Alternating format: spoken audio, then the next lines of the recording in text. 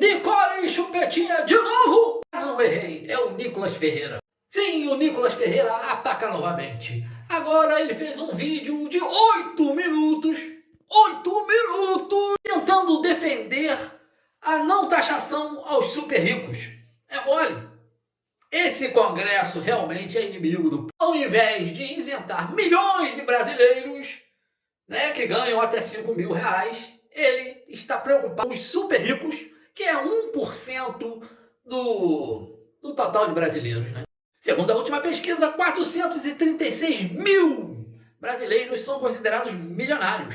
Isso mesmo, 433 mil brasileiros. Enquanto 220 e varada são classe média pobre. E aí, será que os abobados continuarão votando nesse projeto de político de extrema direita?